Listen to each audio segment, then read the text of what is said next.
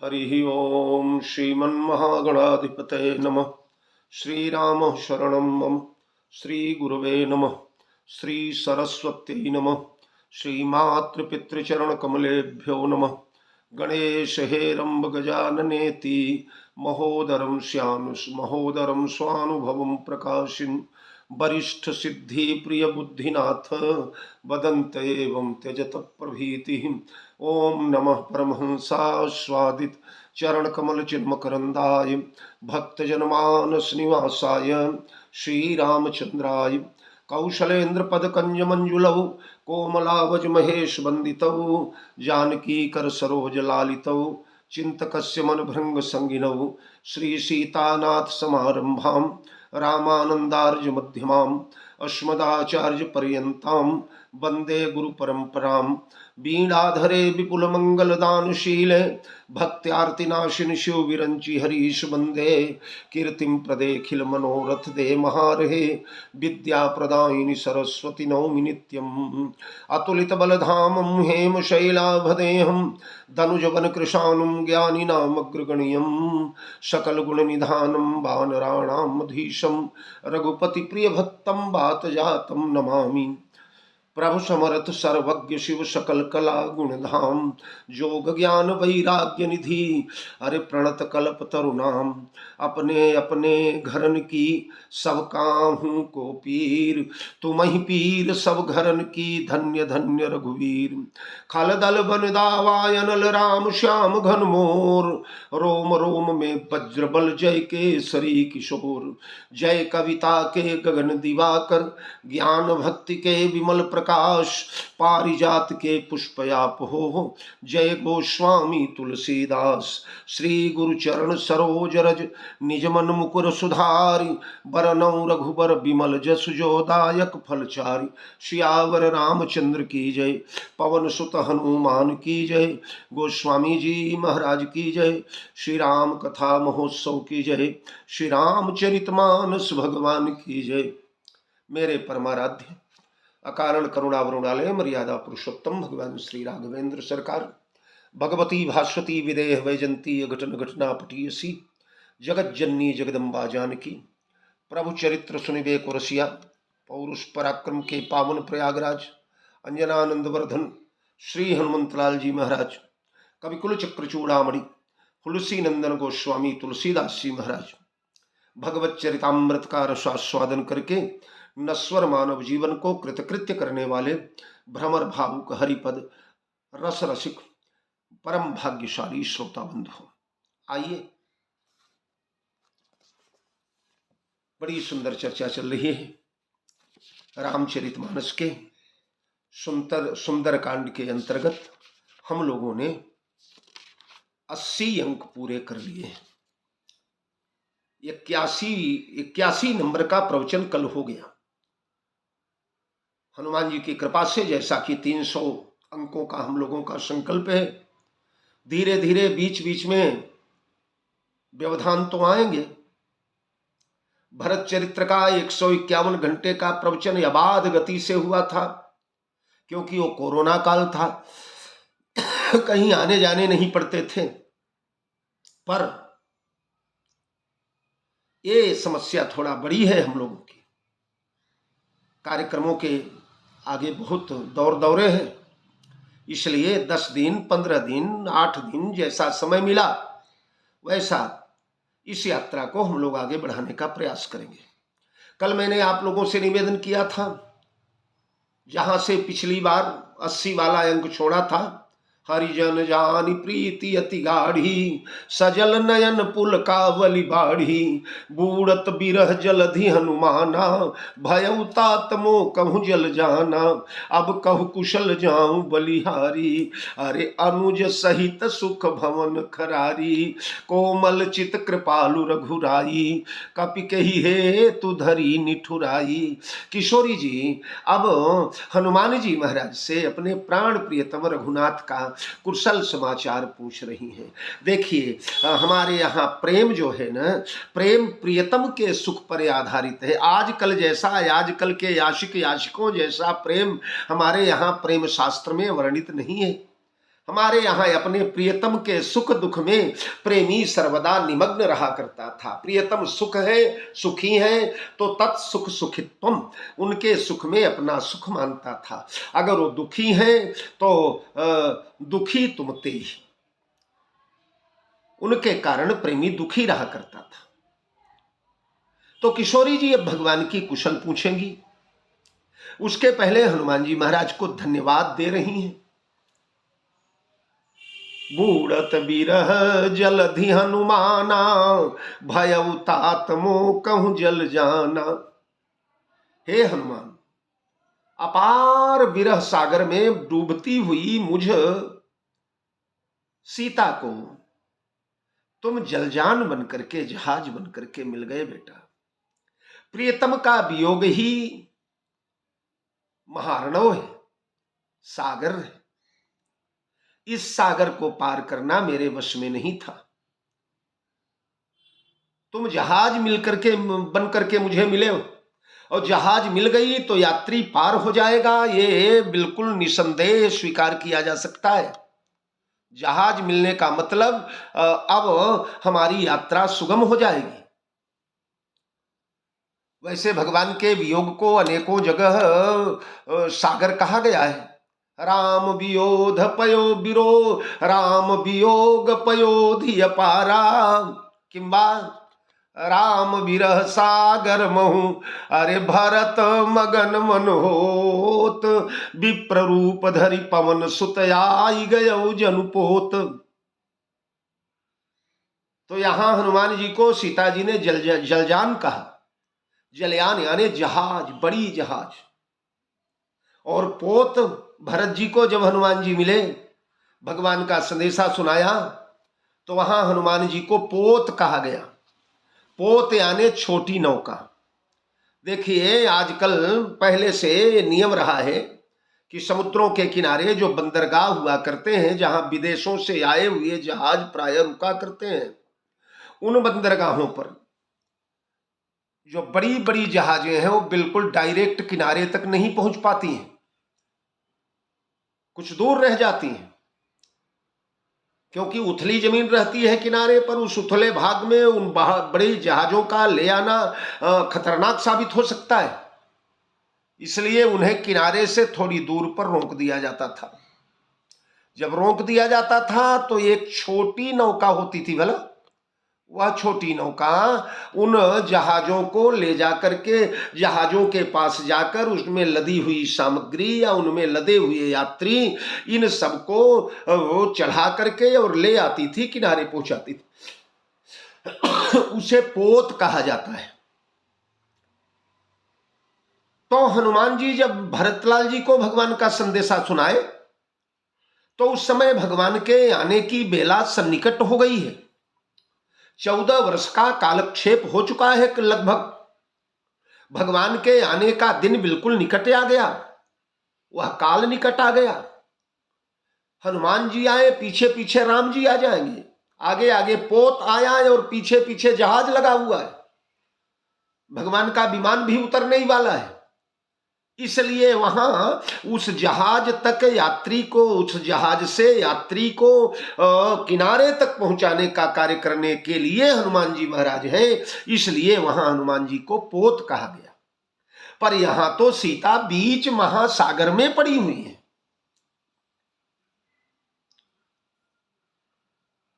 यहां छोटे मोटे पोत से काम नहीं चलेगा, यहां जहाज चाहिए। तो इसलिए किशोरी जी हनुमान जी को जहाज कह रही।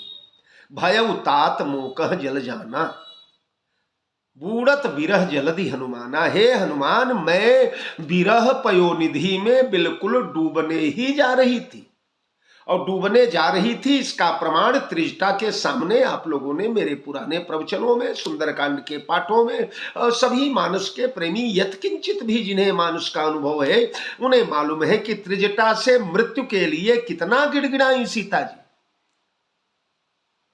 आनी काठ रचुचिता बनाई, मातु अनल पुनि देहि लगाई। अरे सत्य करहि मम प्रीति सयानी, सुने को श्रवण शूल समबानी। हाँ, तो सीता जी कितना रोई, कितना विलाप की, मैया अग्नि ला दो, चिता बना दो, उसमें अंगार लगा दो, मैं उसमें जल करके भस्म हो करके अपने प्रीति को सत्य कर डालूं, क्योंकि मेरे प्रीति के पट पर दाग लगने वाला है।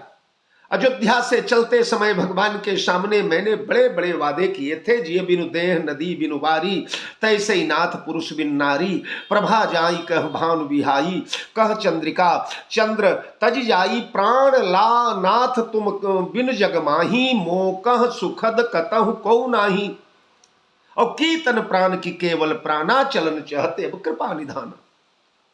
कहती है कि अगर आप ले चलेंगे तो शरीर और प्राण दोनों जाएंगे, और नहीं ले चलेंगे तो शरीर बलात् अयोध्या में रोका जा सकता है, पर प्राणों को नहीं रोका जा सकता। आपके रथ का दर्शन जिस समय दुर्लभ हो जाएगा, आपका रथ नहीं दिखाई पड़ेगा, मैं एड़ी उठा उठा करके देखूंगी जहां तक आप जा रहे हैं। जब मेरे दृष्टि पथ से आप ओझल हो जाएंगे स्वामी, तत्काल सरयू में डूब करके मैं प्राण उत्सर्ग कर दूंगी। ये दावा था, लेकिन आज जो है इतने दिन हो गए, मैं भगवान के वियोग में अभी तक जीवित हूं। मेरे श्वासों का आवागमन चालू है, मेरा वार्तालाप चालू है, मेरे प्रेम के पट पर दाग लग जाएगा तो बिल्कुल मरने की तैयारी में है, तत्पर है मरने को। हनुमान जी न हुए होते तो शायद या त्रिजटा की अग्नि के अलावा दूसरा कोई विकल्प खोजती थी, पर हनुमान तुम जलजान बन गए। यहां सीता जी ने प्रत्यक्ष हनुमान जी का नाम लिया, वानर वगैरह कपि वगैरह नहीं कहा। अच्छा, नाम लिया तो इसके पहले तो रामचरितमानस में हनुमान जी ने अपना नाम सीता जी को सुनाया ही नहीं है।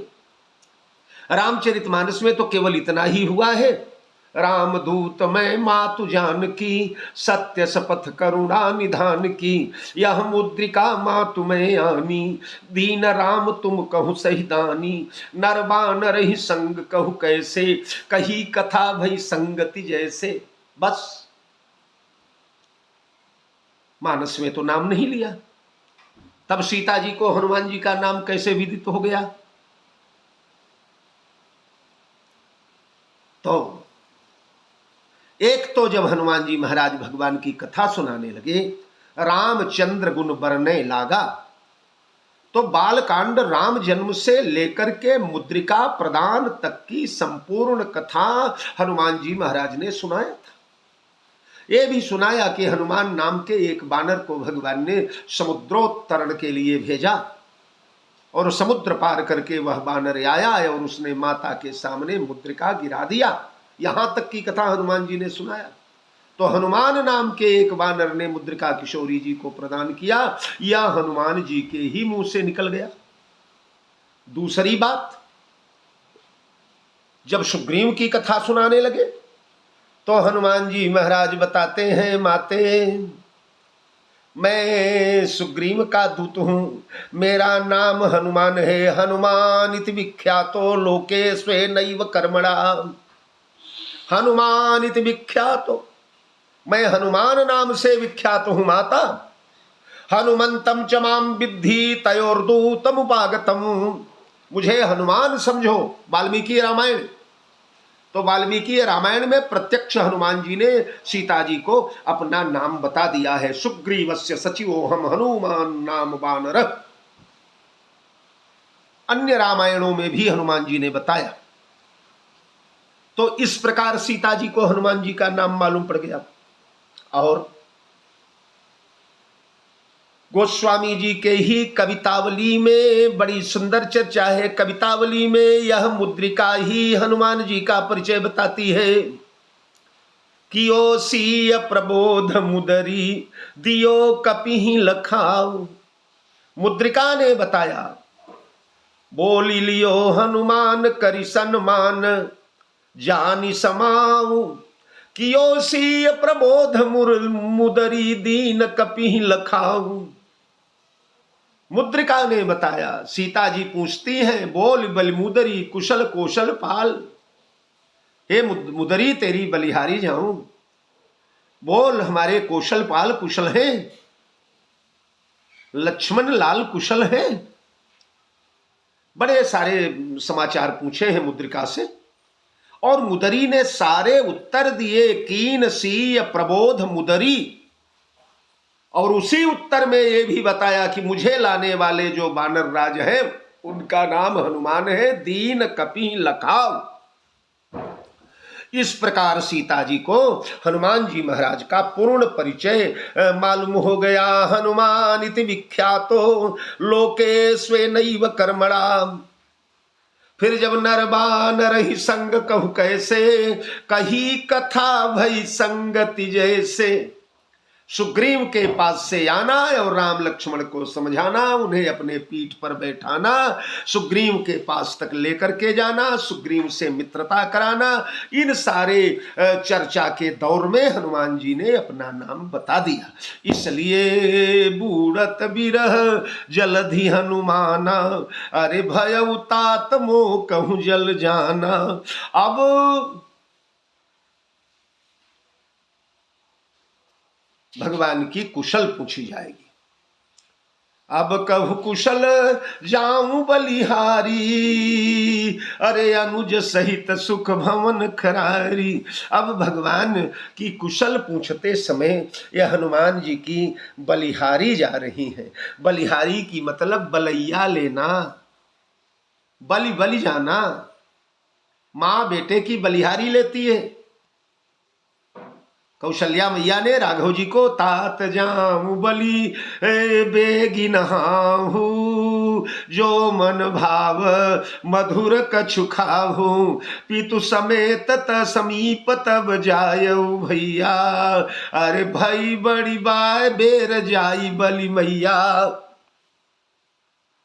तात जाई जननी बलिहारी, कवही लगन मुद मंगल कारी, पुतई पितु ही बुझाई कहे बलि सोई, चौथे पन जही अजसन होई, तात जाऊं बलि कीने उनीका, पितु आयसु सब धर्म कटीका।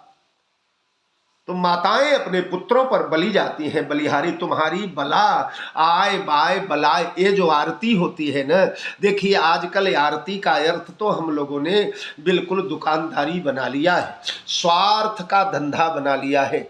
वस्तुतः आर्त शब्द संस्कृत में आर्त माने संकट, आर्त माने विपत्ति, आर्त माने पीड़ा, आर्त माने दुख, आर्त माने वेदना। तो आरती का मतलब है सामने वाले की जो आर्तता है, उसकी पीड़ा है, उसकी वेदना है, उसका दर्द है, उसका थकावट है, उस पर कोई नजर लगी है, जादू तो ना लगा है, अलाए बलाए आई है, मैया सब अपने ऊपर वार लेती है, सब मेरे ऊपर आ जाए। तात जाय जननी बलिहारी। हाँ, तो बलिहारी का तात्पर्य यह है कि बेटे की समस्त अलाए बलाए को अपने ऊपर मां ले लेती है। तो मैया आज बेटा समझ करके हनुमान जी को बलिहारी जा रही। अब कभु कुशल जाऊं बलिहारी, अनुज सहित सुख भवन खरारी। मैं बलिहारी जाऊं लाला, बताओ अनुज सहित सुख भवन खरारी। सुख भवन खरारी जो है अनुज के साथ क्या कुशल है। तो देखिए यहाँ पहली बात तो है कि पत्नी के दृष्टि में सर्वप्रथम पति ही आना चाहिए। पति का कुशल, पति का मंगल, पति का स्वास्थ्य, पति का की भलाई, ये पतिव्रता पत्नी का परम लक्षण है, उसकी ओर ध्यान दे। तो पहले लक्ष्मण जी का नाम क्यों लिया गया, कल के प्रवचन में प्रसंग उठाया था मैंने। तो देखो पहली बात तो यह है कि एक मर्यादा है। कितना भी पति के प्रति प्रगूढ़ प्रेम हो, पर सामने यदि कोई खड़ा हुआ हो, और सामने खड़ा हुआ व्यक्तित्व जो है वो ज्ञानीनाम अग्रगण्यम है, सकल गुण निधानम है, तो ऐसे व्यक्ति को उससे समाचार पूछना है। तब कुछ न कुछ लौकिक मर्यादा का पालन होगा। हनुमान जी अभी उतने निकट नहीं है, आज पहला पहला परिचय हो रहा है, पर उनकी वाक्पटुता से, उनके वाणी से, उनके वाक शैली से, जिससे भगवान श्री राम प्रभावित हो गए।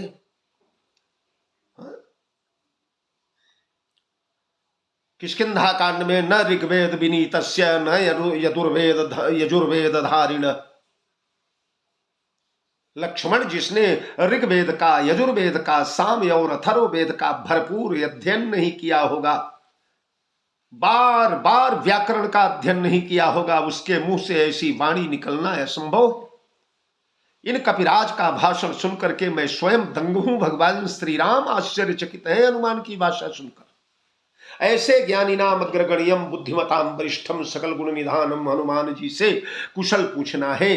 इसलिए थोड़ा लौकिक मर्यादा का पालन किशोरी जी को करना पड़ेगा। और वो लौकिक मर्यादा ये है कि लक्ष्मण पुत्र हैं, हनुमान भी पुत्र हैं, इसलिए एक पुत्र के सामने पहले पुत्र का समाचार पूछा और बाद में भगवान श्री राम का समाचार पूछा। एक मैया के दृष्टि में छोटे से शिशु का समाचार पहले स्थान पर आता है।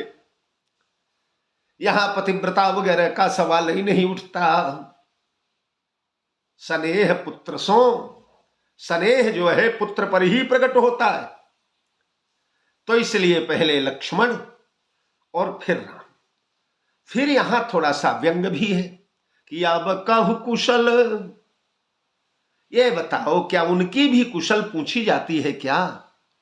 जिनके निवास मात्र से, जिनके प्रवेश मात्र से, जिनके चरण रखने मात्र से दसों दिशाओं में कुशल भर जाया करती है। राजा दूत जनक के दूतों ने महाराज वशिष्ठ से यही तो कहा था, नाहित कौशल नाथ के साथ कुशल गई नाथ। अब पग देख कुशल रघुराया, अरे जऊ तुम तीन जानी जन दाया। अब पग देख कुशल रघुराया, सकल कोटि कुल मंगल मोरे। तो कुशल के घनीभूत स्वरूप भगवान श्री राम स्वयं। कुशल वहीं रहती है जहां राम रहते हैं, मंगल वही है जहां मंगल भवन मंगलहारी है। मंगलम कौशलेन्द्राय महनीय गुणाब्धये चक्रवर्ती तनुजाय सार्वभौमाय मंगलम। तो उन श्री राम की कुशल, क्या राम भी अकुशल हो सकते हैं? स्वप्न में भी क्या अकुशलता राम का स्पर्श कर सकती है? पर राम के कुशल रहने में दो सहायक तत्व हैं, एक है सीता और एक है लक्ष्मण। ये दो अगर साथ में रहे तो भगवान श्री राम कुशल ही कुशल है। पूरे जगत का कुशल करने में भगवान श्री राम समर्थ है, पर राम की कुशल इन दो लोगों पर आधारित है।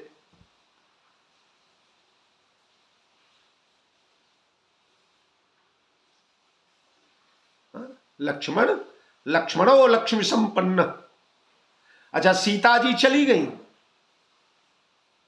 आधी कुशल तो सीता के साथ चली गई, पर आधी कुशल तो अभी बची है। नहीं तेना बिना निद्रा लभते पुरुषोत्तम। वाल्मीकि रामायण में वर्णन है कि रात्रि के समय भगवान श्री राम सोते हैं। तो देखिए, भगवान श्री राम सोते हैं तो सोने की दो व्यवस्थाएं हैं।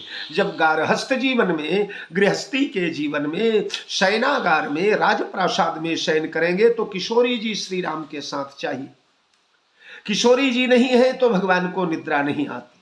और अगर राजप्रासाद से बाहर है, राजमहल से बाहर है, तो लक्ष्मण चाहिए। बिना लक्ष्मण के राम को निद्रा नहीं आई।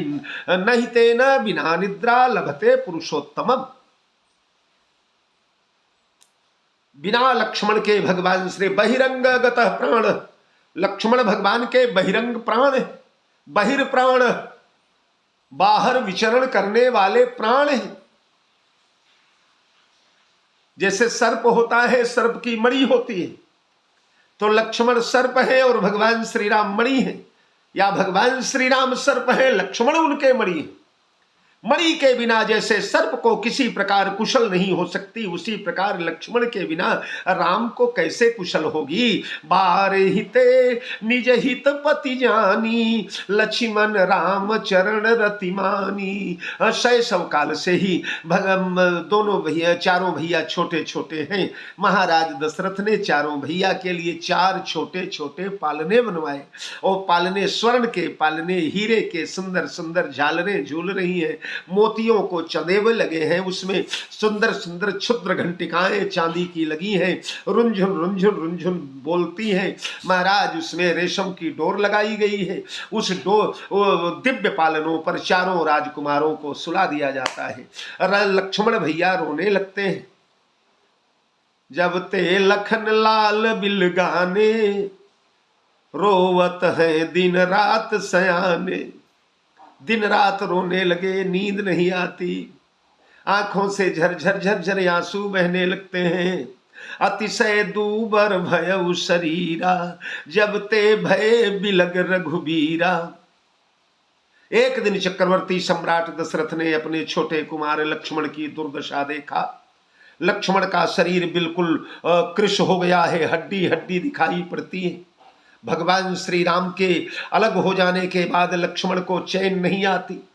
लक्ष्मण तड़पते रहते हैं।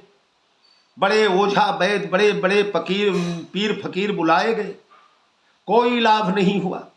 अंत में महाराज वशिष्ठ बुलाए गए, और वशिष्ठ जी आए, देख करके मुस्कुराए। उन्होंने कहा, महाराज आपने ये क्या कर दिया, चारों राजकुमारों को 4 पलने में डाला। अरे नहीं नहीं, 2 पलने हटाओ, 2 पलने बड़े बड़े बनवाओ। बड़े राजकुमार और तृतीय राजकुमार यानी राम और लक्ष्मण को एक पालने में डाला जाए, भरत और शत्रुघ्न को एक पालने में डाला जाए। और जब दोनों के जोड़े चले गए थे अपने अपने पालने में, खिलखिला करके हंसने लगे, आनंद का सागर उमड़ने घुमड़ने लगा। तो बार हिते निज हित पति जानी, लक्ष्मण राम चरण रतिमानी। तो मैं मान लो भगवान से दूर हो गई हूं, पर एक कुशल के घनीभूत स्वरूप जो लक्ष्मण है, वो तो भगवान के पास है न। तो लक्ष्मण है तो कुशल होना चाहिए उनको। तो बोलो, क्या लक्ष्मण के रहने के बाद कुशल है? क्या प्रभु को समय पर कंदमूल फल मिल जाते हैं? क्या उनके संध्या की संपूर्ण व्यवस्था हो जाती है? हे हनुमान, उनके हवन इत्यादि के लिए समिधाएं आ जाती हैं, सूखी लकड़ियां आ जाती हैं, सुंदर सुंदर किसले और सुंदर सुंदर पत्ते बिछाकर, उनमें कलियां बिछा करके क्या भगवान श्री राघवेंद्र को शयन कराने की उचित व्यवस्था लक्ष्मण करते हैं। और फिर कहती है, हे हनुमान, जब सायंकाल प्रभु थक जाते हैं तो एक चरण मैं दबाया करती थी, एक चरण लक्ष्मण दबाया करते थे। अब बताओ, अब कैसे दिन बीतते हैं? अब प्रभु के जुगल चरण की सेवा कैसे हुआ करती है?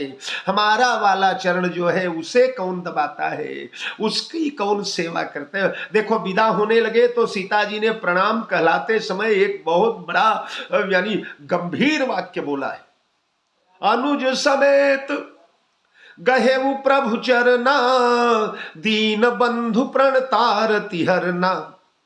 अब इसमें कई लोग कहते हैं कि अनुज समेत गहेउ प्रभु चरना, लक्ष्मण को प्रणाम क्यों कहलाया? सीता जी माता है, और माता होने के नाते इन्हें लक्ष्मण को आशीर्वाद देना चाहिए। प्रणाम क्यों कहा? तो एक बात तो कल मैंने बोला था कि बलवान से निर्बल डरता है, धनवान से निर्धन डरता है, विद्वान से मूर्ख डरता है, परिचरित्रवान से तीनों लोग डरता है। वन मार्ग में जाते जाते भगवान श्री राम की चाल बदल गई, सीता की बोल बदल गई, सीता राम ने अपनी बोल चाल बदल दिया, पर लक्ष्मण जैसे चले थे वैसे ही रह गए, ज्यों की त्यों धरी दीनी चदरिया। लक्ष्मण के चादर में, प्रेम चादर में कोई दाग नहीं लगा। इस प्रकार लक्ष्मण नहीं बदल पाए, अतः लक्ष्मण के चरित्र को प्रणाम किया जा रहा है, एक बात। और दूसरी बात ये कि कहती हैं अनुज समेत गहेऊ प्रभु चरना। ए हनुमान, सायंकाल हमारे प्रभु जब वन मार्ग में चलते चलते थक जाते थे तो एक चरण मैं दबाया करती थी, एक चरण की सप्रया लक्ष्मण किया करते थे। लक्ष्मण तो अपने चरण की सेवा करते होंगे, पर मेरा वाला चरण जब दुखी होता होगा, मेरे वाले चरण, मेरा बायां चरण जिसे मैं दबाया करती थी, वो जब पीड़ा से ग्रस्त होता होगा तो उसकी सेवा कैसे होती होगी। तो ऐसा करो हनुमान, उसका भार मैं तुम्हें दे रही हूं, तुम्हारे ऊपर डाल रही हूं। अनुज समेत गहेऊ प्रभु चरना, अनुज के साथ यानी लक्ष्मण के साथ भगवान के चरण पकड़ करके खूब दबाना, उन्हें प्रभु की सेवा करना। मेरा वाला चरण अनुज के साथ पकड़ करके दबाना, अनुज अपना चरण दबाएंगे और तुम मेरा वाला चरण दबाना। यह है अनुज समेत गहेऊ प्रभु चरना। तो इस प्रकार किशोरी जी ने श्री हनुमान जी महाराज से जब समाचार पूछा तो अब कहु कुशल जाऊं बलिहारी, अनुज सहित सुख भवन खरारी। हाँ, तो अनुज के साथ सुख भवन खरारी। यहाँ पर एक और व्यंग है, वो तो सुख भवन है न, सुख सागर जह कीन्ह निवासु, सुख के सागर हैं। तो जब सुख के सागर हैं तो ये बताओ उन्हें भला कैसे दुख होगा, कैसे पीड़ा होगी। पर हमारे लक्ष्मण तो दुखी हो रहे होंगे। फिर दूसरा व्यंग इसमें ये भी है कि राम जी को ये तो मालूम है कि माया की सीता का हरण हुआ है, माया सीता का हरण समझकर भगवान संतोष कर सकते हैं। उनके वेदना में, उनके कष्ट में कुछ दूर कमी आ सकती है, पर लक्ष्मण को क्या मालूम कि माया सीता का हरण हुआ है। लक्ष्मण तो यही जानते हैं कि असली सीता का हरण हुआ है। लक्ष्मण हूं यह मर्म न जाना, जो कछ चरित्र चा भगवाना। तो जो लक्ष्मण सत्य सीता का हरण मानते हैं वो कैसे कुशल होंगे। इसलिए पहले लक्ष्मण का कुशल पूछ करके बाद में सुखभवन खरारी की कुशल पूछी गई। इसके आगे की चर्चा कल करने का प्रयास करेंगे। जय जानकी जीवन। बहुत बहुत साधुवाद।